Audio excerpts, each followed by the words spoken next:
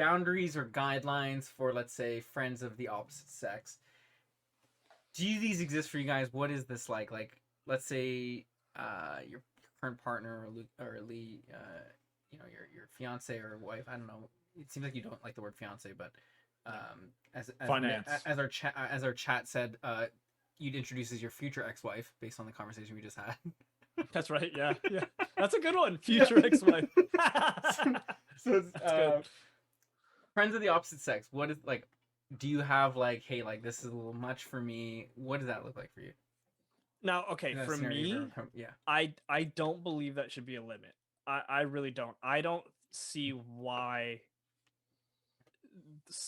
my friend's gender then corrupts my judgment in some way, or the trust that we have in a relationship. Like it really it boils down to us. Like, you don't trust me to hang out with this person. Like, what happened? Why did our relationship just go out the window? Why do you no longer trust me? Like, everything if I haven't given you a reason to be suspicious or insecure about situations like that, I personally, I take that as I'm offended by that, and I'm insulted by it, like, because this is a reflection of me, and like I don't fuck with that shit. So I don't think having friends of the opposite gender should be an issue, and if it is an issue, you need to reassess your relationship with that person. Yeah, because ultimately it boils down to what it is between you versus what it is with them and their outside partners.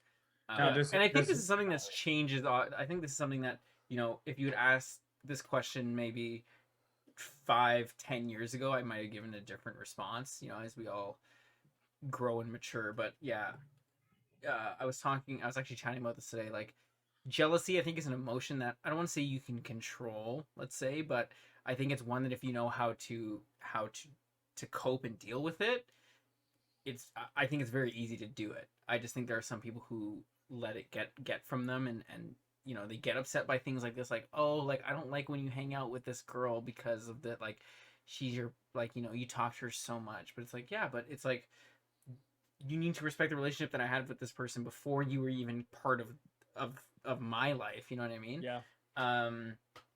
But I think that as obviously I've grown older, from my perspective, it's like I don't really care who it is that you're like. I have trust. Like, again, to circle or to dovetail off of that. Dovetail shot. Yeah, dovetail shot.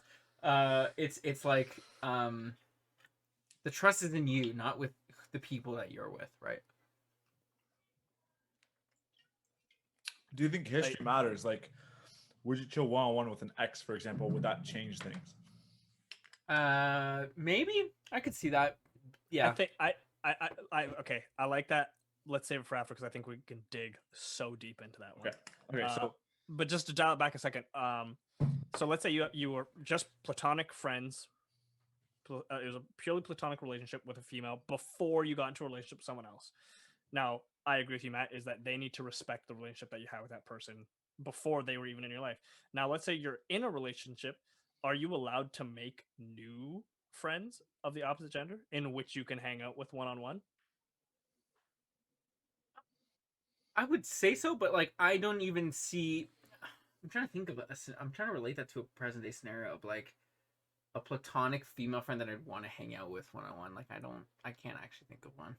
See, like, one of the things I'm thinking about is, like, there are some females in my jiu-jitsu club, and that's something that I do, and I do alone. This is my personal thing. My wife doesn't do it with me, which is fine. So obviously I'm there, well, when COVID's not a thing, I'm there 6 times a week, and I'm gonna build relationships with people. Now, if I were to build a relationship, a purely friendship, and let's say a competitive relationship with another female practitioner, and one day she's like, "Hey, you want to work on some drills?"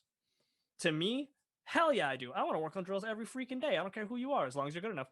Like, am I no longer allowed to do that because I'm in a relationship? So the thing is like, this ties into this, I think, well. So it's like, do you think that with friendships of the opposite gender, that there are, or the opposite sex, that there are, one of the parties has more feelings invested in the other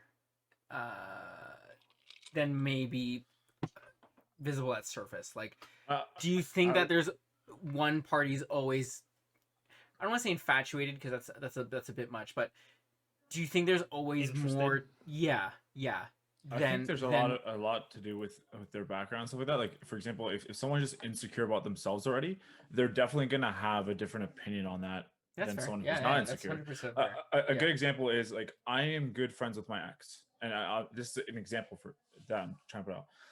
I will have one-on-one conversations with her, but I am also very conscious of the fact of how it can look if I hang out one-on-one, which is why like for the sake of whoever I'm with, I would definitely, have kind of an open policy where it's like, if you ever want, and I've had this with all my relationships, if you ever want to see my phone, you can see my phone. But if you ever have to ask to see my phone, I will feel like I'm not going to call you out and be like, that's a wow, you have to look at my phone, because then you're just gaslighting, right? Like at that point, it's like I'll hand you my phone, but at that point, I will second guess myself and be like, just like what Lee said, I'll dovetail off it, which is, come on, man, come on, really?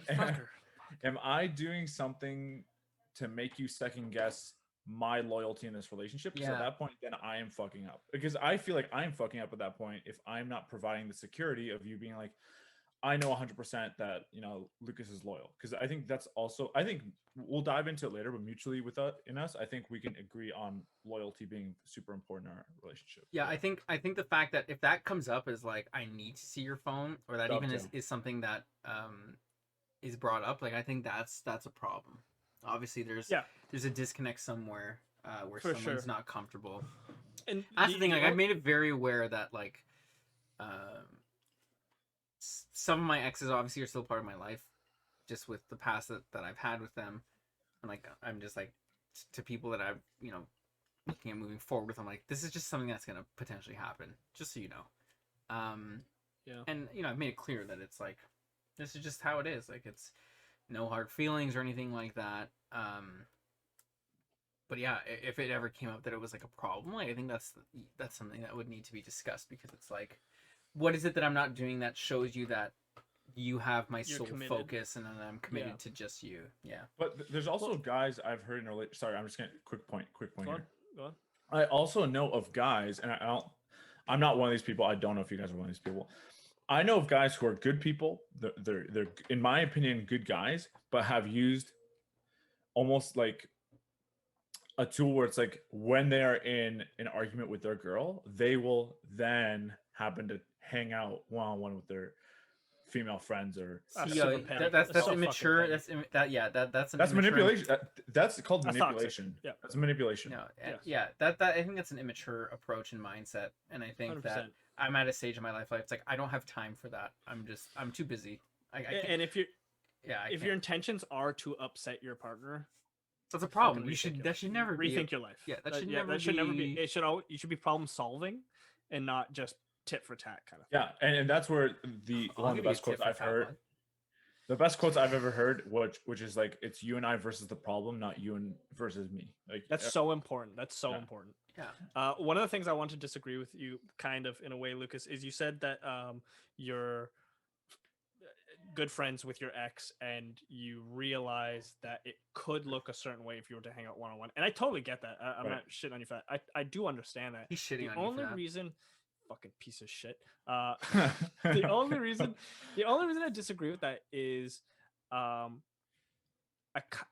personally, I don't care. I understand that it could look bad if I hung out with my ex one-on-one, but I don't care what someone thinks of me from the outside. Like, you should know who I am, and I refuse to feel like, if I know I'm doing nothing wrong, and if I know I'm being genuine and I'm literally trying to make the world a better place, one hangout at a time, I refuse to be made to feel guilty about that because of the fantasies that someone else has in their head. So what if?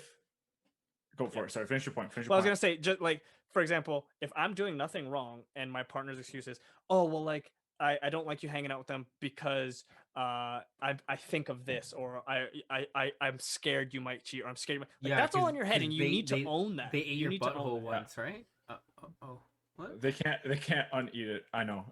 If those were the rules, Lucas and I couldn't be friends. Yeah. No, but what if there's an extra layer to that? Now, I didn't obviously discuss this, which is why it can change things here. What if another reason for that though is because what if I think that my ex might also catch feelings again?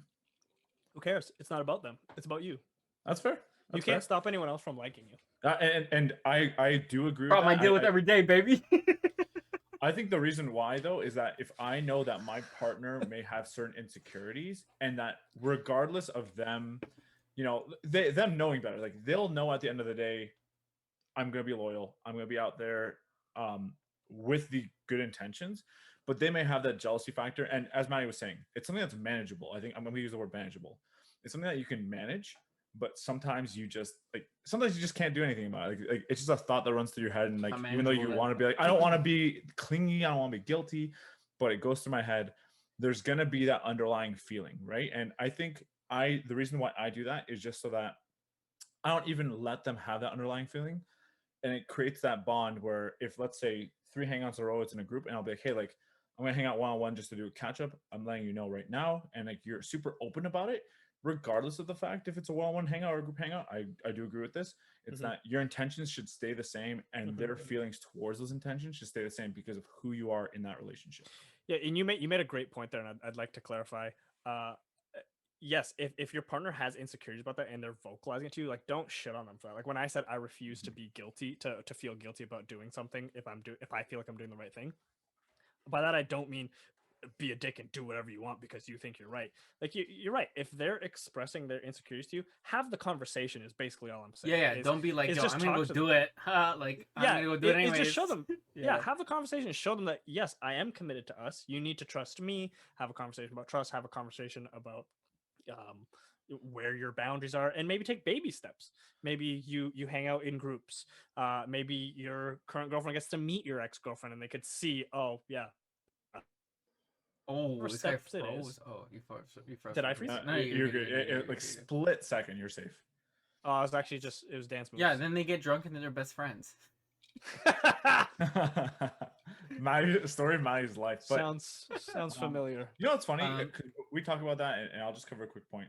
Gaslighting, or I guess that's the term, gaslighting. I actually don't know what that means. I've heard you say it twice, and I think I've only heard it on like TikToks and Instagram. So gaslighting, from what I understand, is that when you underlie someone's feelings because you're like, oh, like it's just hormones, you'll get over it, or like, I'm sorry you feel that way, I don't really care, I'm gonna do it anyway.